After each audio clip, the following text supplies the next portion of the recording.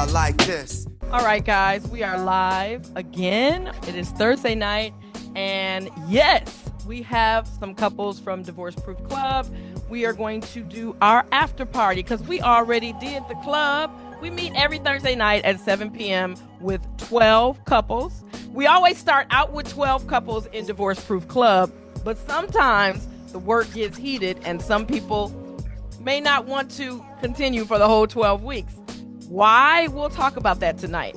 My name is Kenya K. Stevens. I am the world's best love coach, and I love to work with couples, stop divorces, and shore up marriages that would otherwise, without tools, fall apart. We don't need y'all falling apart. That's why I'm here. Continue for the whole 12 weeks. And I really do love what I do. So what we do tonight and what we do every Thursday night is we interview Milah and Orlando. They are part of Divorce Proof, and they are at week number 10 now. So they are on and popping. They have gone through the hard parts. Oh, and we have a special guest couple. We got Chris and Shani, and I am just exuberant that they are here with us as well. So we got two couples from Divorce Proof Club. Now, y'all know you got to put your questions into the comments, and I will make sure that they hear your questions. But go ahead, let's talk, y'all. Tonight was a big night. It was like a transitional night where we moved from just communication into the technique, the tectonics, the underpinnings of relationships. What was your major takeaway from tonight, Orlando? That I think tonight was like now I'm seeing how it all comes together. Like, now it all it's like moment. Yeah.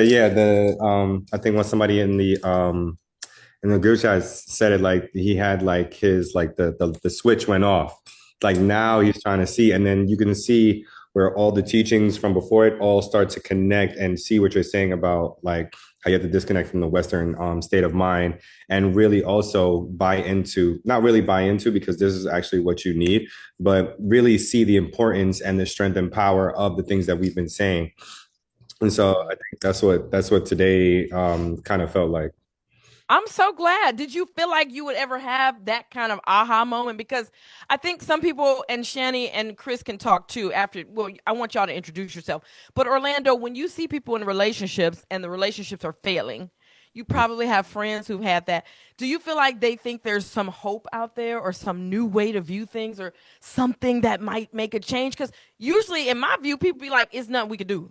And I'm like, why are they saying that? Like, they haven't tried nothing, except maybe a therapist or reading a book. I mean, talk to us about that, Orlando. I think the hope has always been in like this thought of like there's one person out there for you.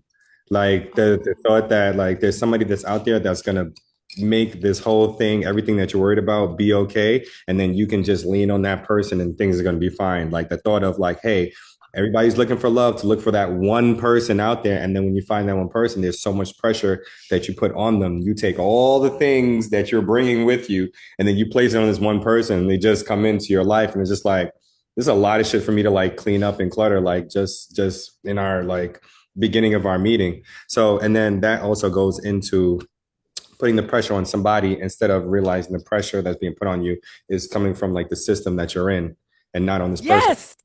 So the glory goes to the person, but also all the blame goes to that one person. It's really kind of unfair.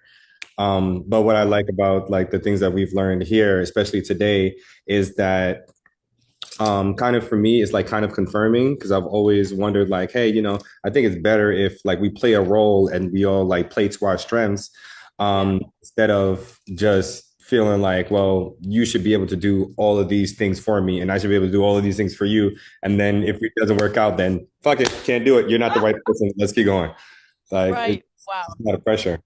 Yeah. That's good. Now, if you guys want to hear more from Orlando and Milah, they're very open with their lives on their podcast that Milah is about to tell us about. And then she's going to tell us her takeaways from tonight.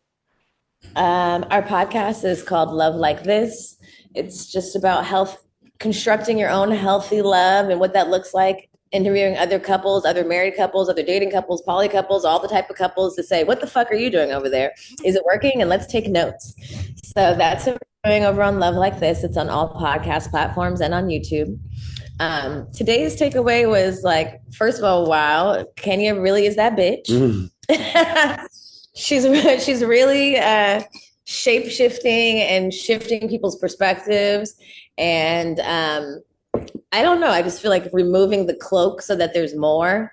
And today's class about the battery, it's really about the partnership, I feel like, and how we work in partnership. A lot of, in today's time, everyone, 2025, it's like, it's my partner. It's not like your boyfriend or your husband no more. It's the partner. But we lack the understanding of what that looks like in movement and in action. And I think a lot of times we make roles in businesses, but we forget to create roles in our relationships and then execute those roles. If you're at work and somebody asks you to do some shit that's not your job, you're going to be like, bitch, ask Jenny. That's her job. But in relationships, we tend to have there tends to be ego, and we're like, I can do this and this. And I was just telling her and there's always these very rigid roles around what role is for women and what role is for men. And there's like, I want a woman who knows how to listen and who's probably 18 and a half because she don't talk back, which is you want a blow up doll. But the reality, if you want partnership and you want a successful partnership or a successful entity or business, you have to know your roles and respect and trust the person in the other role. And today that was really brought to light. And we had some couples today that I was concerned weren't going to make it. And they came to the other side today. And I was like, right. Jesus, Kenya is that bitch. I was like, are they a better couple than us already? And you see how the energy just shifts when people start understanding each other and respecting each other's roles versus telling each other what to do. Right. So yes. It was beautiful. And that's just a tidbit, it really showed the how the program helps build that trust and how much trust that you have to have in somebody to be like, I'm letting you go and then you take over this spot. Because I think a lot of issues that me and Milah had in the beginning when we first moved in together was, can I trust you to get this done? And because I can't trust you to get this done is why I gotta micromanage, or why I gotta do some of it also. And it's just chill. I think once you realize this not only is an exercise or something that can help you with getting to a goal, but also can help you build trust with each other. Yeah, that's beautiful. Thank you. Listen, I am excited to bring Chris. These are volunteers, y'all. Like you said yourself, Jamila, this week watching those couples come back. Can you believe Hezekiah and y'all say? I mean, because last week we're all like, oh gosh, we we we don't know, but we know. I know. I've seen it, and it's Danielle and Ty. It's just beautiful. So yes, we love that. Chris and now Shani on this call with us. That's another advancement. Tell us, y'all, what's up? Introduce yourselves. Tell us how you've been in the club and why you decided to be in Divorce Proof Club and why you decided you're going to go public tonight. What's up? Well, so we started off. Who are we? Oh, who are we? I'm Shani. And I'm Chris. And we just two people trying to make it work, however it works. And this is something that we found at work. Everything else so far, it has its good sides, but nothing seemed to click like this. And I just want to, before you keep going, it's like we have a deep love and we've always known that very early. Yeah. And we weren't ready to get rid of it. We didn't know how to maintain that with all the responsibilities of just becoming an adult because we've been together since teenagers. So it was a very hard transition, and we tried, like Chris said, a lot of things, and I'll pass it back to you, baby. Yeah, we tried a lot of things, and I mean, I've had my feelings about the club. She's pretty much been more in it than I have, but it's been nothing but positive. And that's the best thing I can really say about it. It really teaches people how to love, how to listen, how to allow, how to feel. Once you really get that on all levels, when everybody's running on all levels like that, it just becomes such a beautiful dance, with your partner, you just dancing away of life. And that's the best part of it. You can accept so much more about yourself and your partner. That's beautiful. Wow. Yeah. I love it. Thank you, Shani and Chris, for joining us tonight. So, takeaways from tonight, you all are now stepping into battery.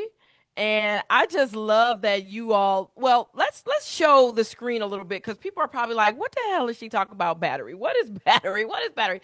And this goes back to what I was saying with Orlando. Like people don't know that there are ways and things that can be done differently than what we've learned in the West. I feel like a lot of people are, as Jamila said, focusing on the trad wife. Like if she were just a traditional wife, then we would be able to do things. If she would submit, if she would just, you understand, like they think that the gender war is about women not agreeing any longer to the rules. Would you say that that's true, Shani? May you repeat the question one more time? Oh no, I wondered, did you hear the question, Jamila?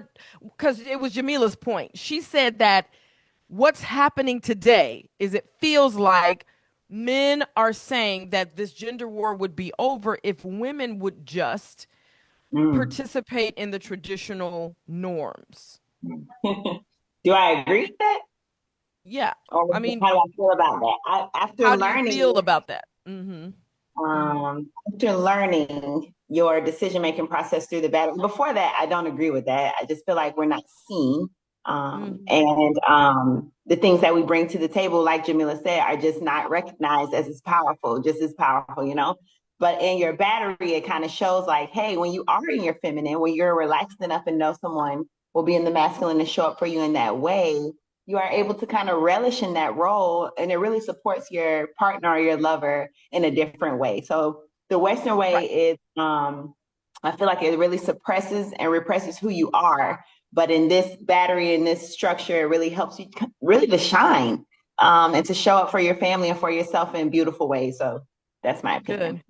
Good. Good. Yeah. So the battery, for those who don't know, you know, and again, Orlando said people don't know what's out there. They don't know that there's other alternatives. This is an alternative to the thought that if you have a vagina, you should cook and clean and be submissive to the man, right? I don't even think people know what that means. I don't even think people know what submission means. Submission means willing to learn. That's all it means. That you're receptive to taking in information. But anyways, the battery is what we're discussing tonight. It's a decision-making tool that I teach here at the Divorce Proof Club, and it supports us in understanding the various spectrum of masculine energetics that you can see here at the top. Because some people talk about masculinity as if it's one thing. Well, we think of masculinity as a spectrum of energy, right? When you learned about masculinity, Orlando, what was it that you thought masculinity was? So, If it's one thing. so what was the beginning part of it? When you learned about masculinity, what did you think that it meant? I actually thought it meant all the things that make you a man, honestly. It's like these are the bullet point of things that you have to cover, and then once you cover that, you're a man. What were those things? What were they? Um, I wonder. I um, want Chris to answer this too. it was Mhm. very like physical leading things like make money, be good at sex, uh like be a leader, even though they don't really tell you like what you have to lead at or how you're supposed to be leading. Make sure nobody brings any aggression to you or your family, like be able to fight, like it's just whatever is leading in the physical world, be dominant and be number one in that, and you're a man. Wow. Is And, it- and Chris, did you get any different messaging than that, Chris, for about masculinity? I like what he said about kinda. I like what he said about it's like check these things off and you're a man. It's really like this kind of step by boom, and then okay, this makes it. And but I would say for me, I did kind of have a little bit different because my dad was so like I knew from an early age my dad. Oh, okay, so given what Orlando said, that's what's Mm-hmm. like socially accepted. But my Yes. dad, he was so different than that, and my dad was so the epitome of a man for me that I never bought into it because I love my dad so much. So like I really did get a different perspective on that. Like I and my mom was such a strong and respected person, and she typically took leadership roles that I saw it the opposite. Like when we first dated, I would always think I was too feminine, and she's been Oh. kind of, yeah. I'm like I would tell like I'm like I'm more feminine than most guys, and she was like, no, you're not. I'm like, well, I think I am, but over the course of this, I found out I'm really kind of androgynous, but she feels Ah, bad. yeah, that's cool. So the androgynous spectrum of energy is here and it's well respected as well within this framework. So androgyny is great. That means you have access, right? I So always struggle with men who feel like they can only be in the masculine archetypes. Like you have all nine of these. Everyone does, and that's can right? you? I'm sorry, but that's because of the socially accepted understandings of masculinity. I always thought something was wrong with me.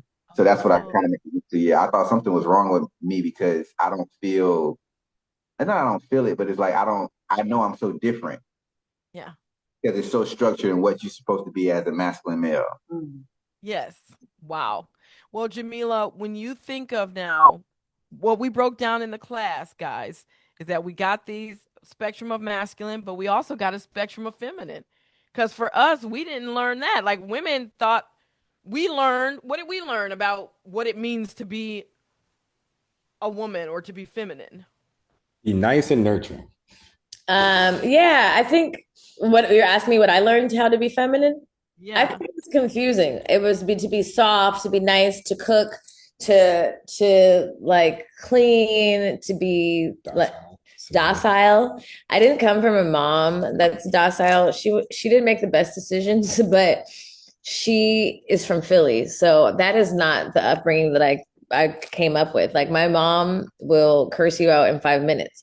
So I am kind of that way. Like, and I would be really hurt when I would be in relationships with men and they're like, you're not feminine.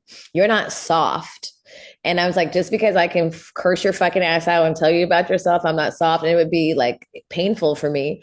But I think it's also very confusing when you come from a society that says like be Betty Crocker, bake a cake and clean the house and don't talk about sex in public or don't talk back or just take everything for fucking whatever this nigga says, just follow. That is, that is what society tells you. And then I come from a mom who is also, I don't know, like not necessarily socially very feminine. And then I'm just fucking confused. So I think it's a confusing, what I've adopted was like, I'm trying to be soft because that's what my friends and TV says to find a man. But also, like, I like to show my tits and I curse. And also, what the fuck are you talking about? So I was always like, damn, I wish I could be more this way, even though I show up more this way, and constantly finding a struggle with it. And also feeling like a lot of those traits that they portray as feminine traits are weak. And even having to get over that, like some of the things that being soft is not being weak. And like even last week in our trying to simulate devotee, it was difficult, like it felt fake. Because I haven't been taught to just take what a man says to at face value and trust it, because there's been a lot of men in my life that are not trustworthy. So, just rediscovering what that meant for myself. And even through this, these archetypes, just being able to lean in more and release what other people have said about me and just be like, if I am more masculine, then that's fine too. And being okay with that. That is so deep. I mean, we have 12 couples in our club and we learned that we've all learned like similar messaging. I'm more with you, Jamila, where mom was tough, but I was told to be nice and da da da da da. I didn't see that really in my house, but I guess that's feminine and maybe my mind, it's like it is a confusing piece. But what we really did discover with the archetypes is I think this is it. We celebrate Mother's Day. That's devotee. That's the nice and and receptive and da da da.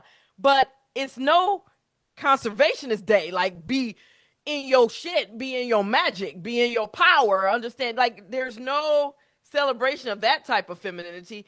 And then this type of femininity, this is the sacred whore, the sex goddess. She likes showing tits. She want to be, she wants to be fucking. She wants to be, and so that's her power. We're not talking. There's no day for that, but we do have the Mother's Day. That's why I rejected Mother's Day a long time ago. I was like, fuck Mother's Day. Why are we only celebrating this aspect of feminine? I want a celebration because we took Halloween to make this day where all women dress like sluts on Halloween. Yeah, right. Where's the sex goddess day? I need that day so I can wear my tits out. We made that Halloween. Like women do that on Halloween. That is Halloween. That's Halloween. But we need a sex goddess day. We need a deep, powerful, spiritual, and then we need this feminine who creates strategy. She is a genius. And she's a spirit connected genius, bringing wisdom from the inner planes to give to the leader. And so these are areas that we talked about in Divorce Proof Club. What were you going to say, Shani? I see you talking down there. Yeah, I literally was going to agree with everything Jamila said. I did have an aspect of growing up with femininity. My mom is from Miami. Well, we're from Miami, so it's kind of different where we live now. In Jacksonville, it's kind of southern.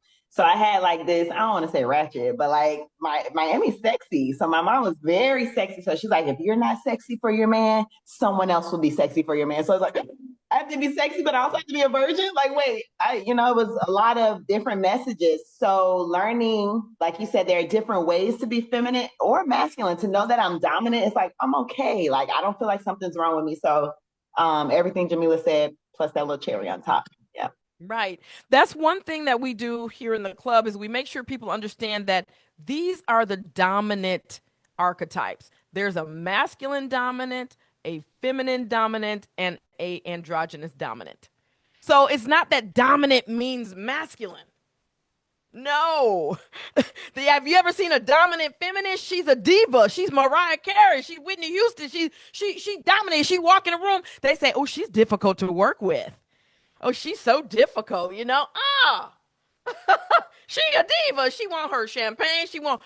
There was a movie where the blues singer wanted her Coca-Cola. Did you see that one? She wanted her Coca-Cola, or she wasn't singing no blues on the record. That's dominant femininity. So each of these can be dominant. Now these are submissive. There's a submissive masculine, a submissive feminine, and a submissive androgynous. So we got to really delete or disconnect the dominant and dominance from masculinity and submission from femininity. They're separate. Does that make sense? Like, these are basic mathematical equations. Especially knowing that to be submissive is just to learn. Like, I hope both of us can learn some shit. Right. But when somebody is not submissive, they're dominant. It means they're closed to learning a new perspective. Their perspective is it. That's dominance. Which means I don't want nothing to do with you if you can't learn no new tricks. Well, sometimes that's important. If I want to be wealthy, my perspective is that I'm rich. I'm a rich bitch now. I'm dominant in that perspective. But now if I'm dominant in it and it's not occurring in my reality, I need to get some submission and learn how to be a rich bitch and learn about the taxes or the money or the whatever y'all talking about, investments. I gotta have both. I gotta be all nine. And so I worry about men who feel like they have to be dominant masculine. That means you're gonna learn nothing, you're gonna take in nothing, and you're gonna be what you are today. Are you satisfied with what you are today? Right. So there's some concerns. Now, what do you guys think? If somebody was on the outside saying, hey, my marriage is not going to work. I mean, I don't know what y'all are doing in the club. You told me about the damn club. But how is archetypes going to help my marriage? How is battery going to help my marriage? My wife is never going to be submissive. She's never going to be feminine. She's never, people think that. What would you tell them, Jamila, based on your experiences so far here? I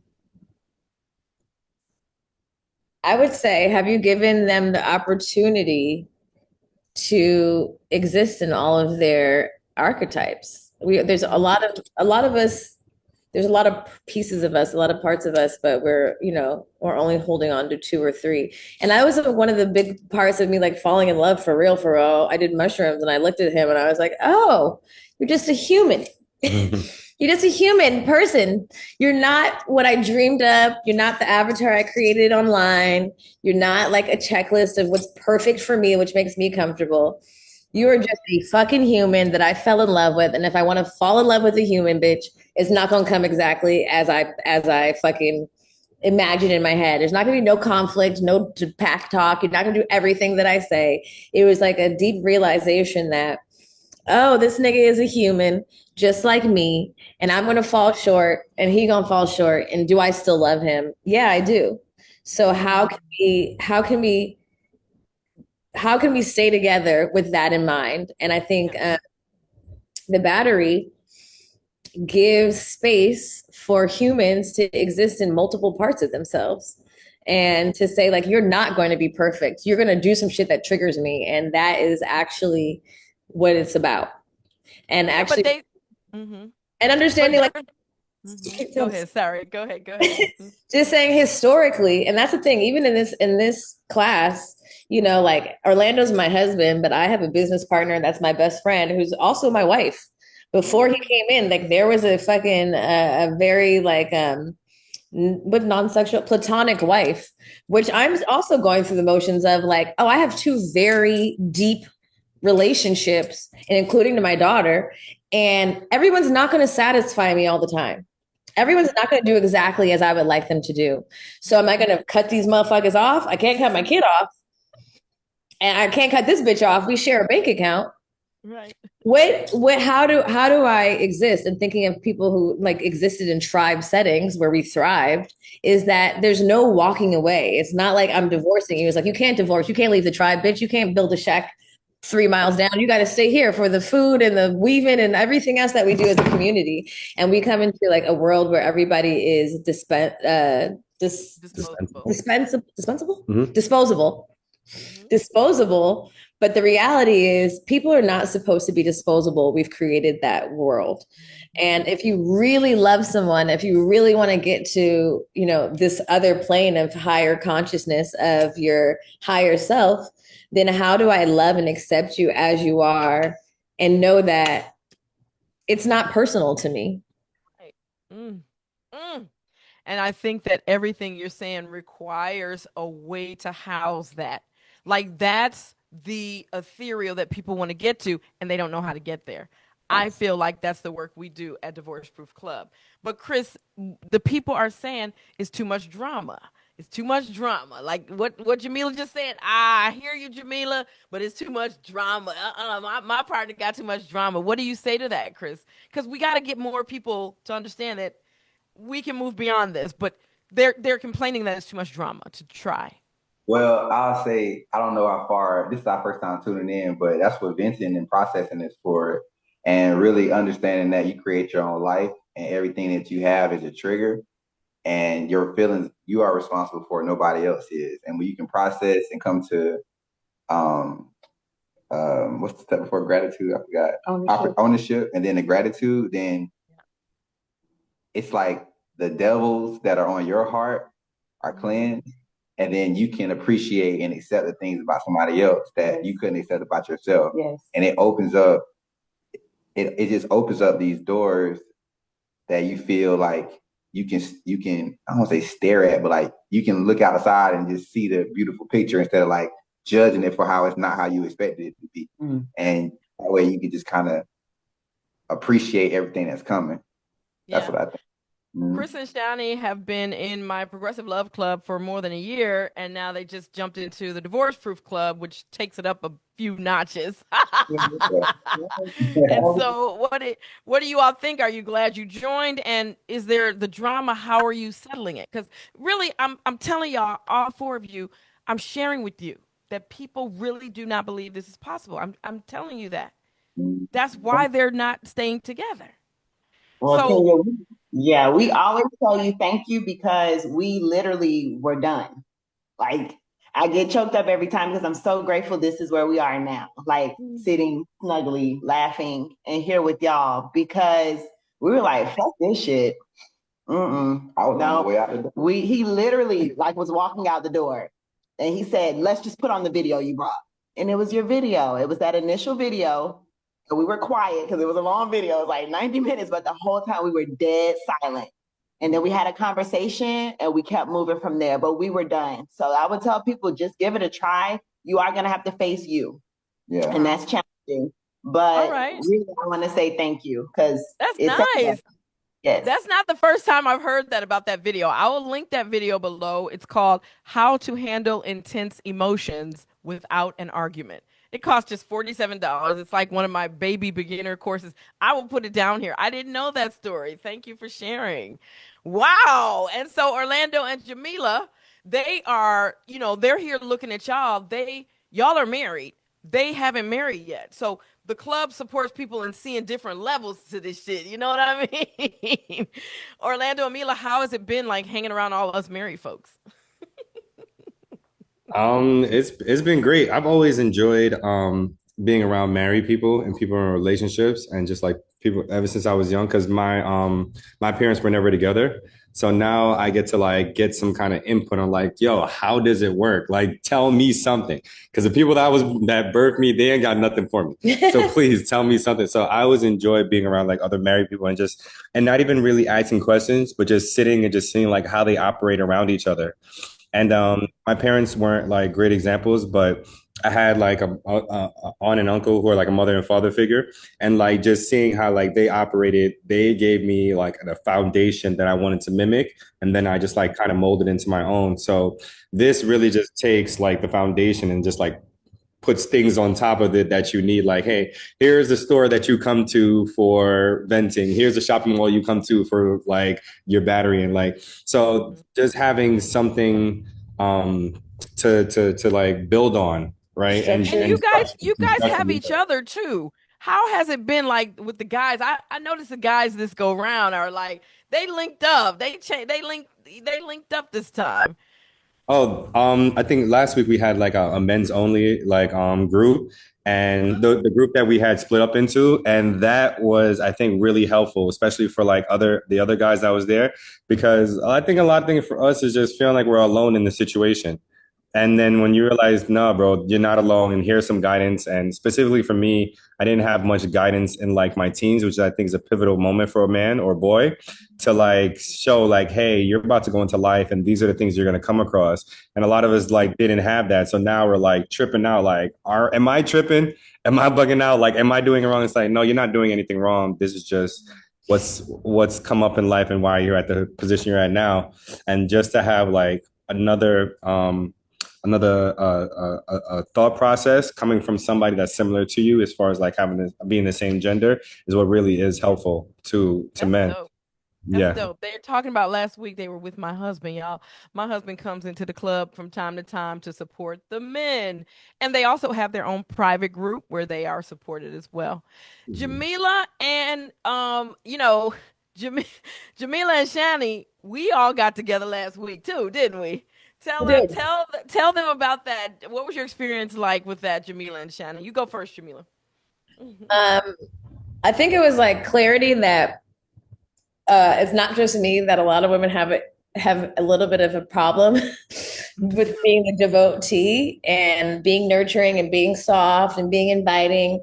And I think a lot of us have built that up because it's survival and like you can't believe everything a nigga tells you and you have to be able to make decisions. And also we've been told that men are dumb and men are this and like, don't trust that shit. Like, check and balance it yourself. And so I think that it brought a lot of discomfort to know that I'm not the only one struggling in certain areas. And also just from you too, Kenya, just like, understanding the value and the power of falling back and falling into your softness and falling into your, I would say like the mothering of the man. I know a lot of women, we talk about like, I'm not his mom and we're not, but there is a level of nurturing and mothering that men are seeking from women. Like this is the primary foundational sprouting of the opposite sex love. And so a lot of us are existing in our like our childhood selves, seeking validation from mothers and fathers. And so if we completely reject those ideas, we miss an opportunity to really pour into places that our partner's parents missed. Yes. and actually like embracing that role and knowing how powerful it is when you're like, oh my God, that's a wonderful idea. I love it. I'm doing everything in my power to make it work. Oh my God, babe, you want to go to Chuck E. Cheese and do what? I love Chuck E. Cheese or whatever the fuck it is. And not come with like our like immediate speculation or like our immediate like that doesn't fucking work. Like there's our like what are you talking about?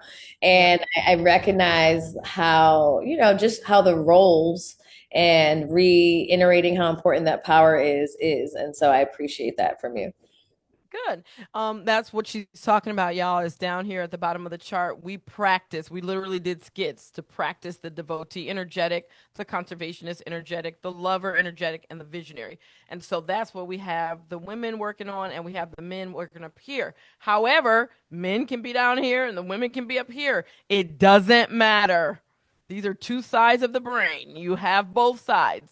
All of us do. So that's a big deal here at the Academy. What I appreciate the role play. Yeah. Sometimes people are like, do this, and it makes sense logically, but to do it in action, it does not fucking mean the same thing. I can like, of course I know I should be supportive, but like, how does that actually look and feel? Yeah. So it was beneficial. Good. What you got to say on that, Shani? And I know I'm keeping y'all long. We're gonna go soon. Thank you all so much for this. Go ahead, Shani.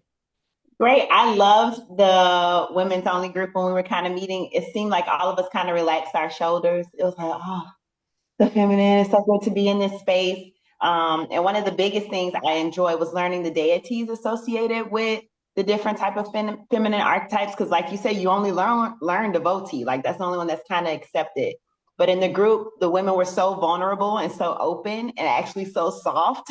I don't know if they believe that, but they were so open to hearing things, and they also encouraged me. So being in the group helped a lot. Just to learn more and more of, oh, I can be feminine this way and this way. And actually, I'm just as powerful.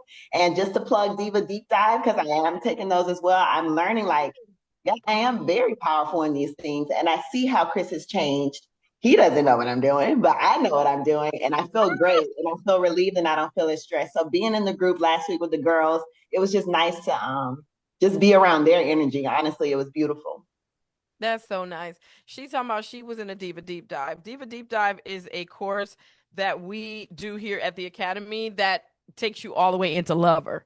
So, lover, if you want to strengthen your lover, you need to get into Diva Deep Dive. This is like where we take the women into actual, what is a sex ritual? What is a sensuality? Like I'm showing in the videos, I'm doing the rituals with you.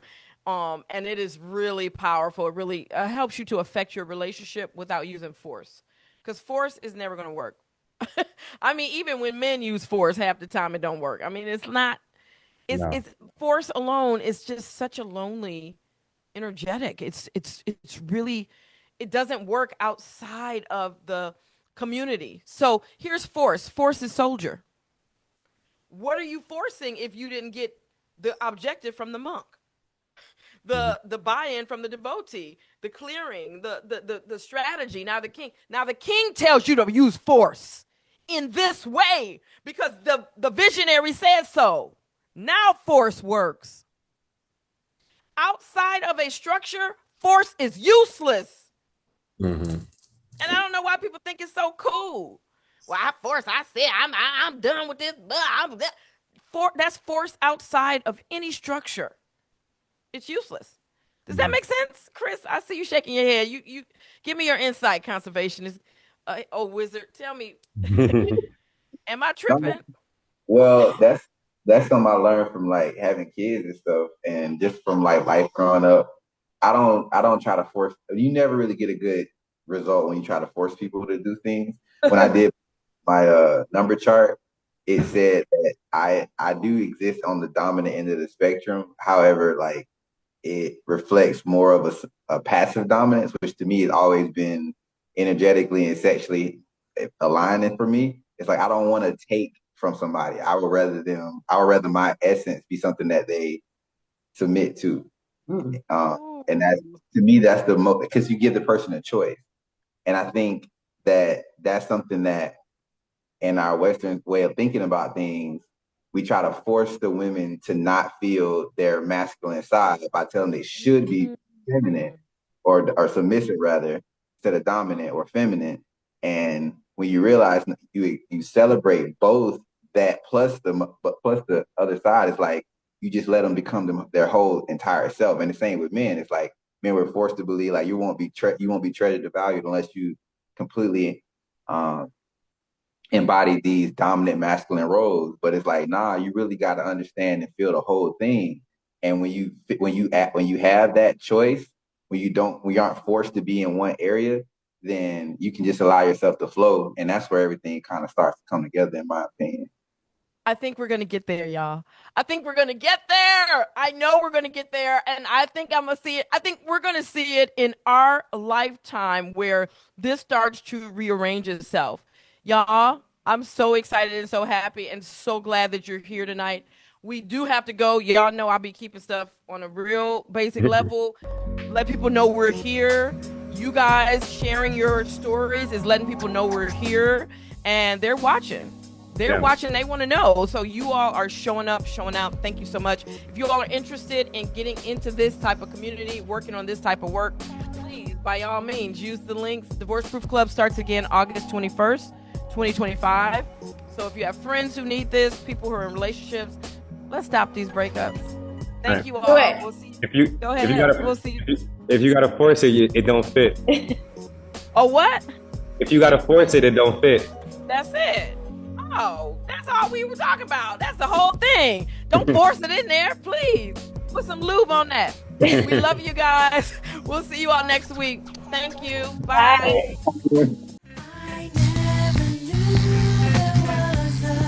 La la la la like this.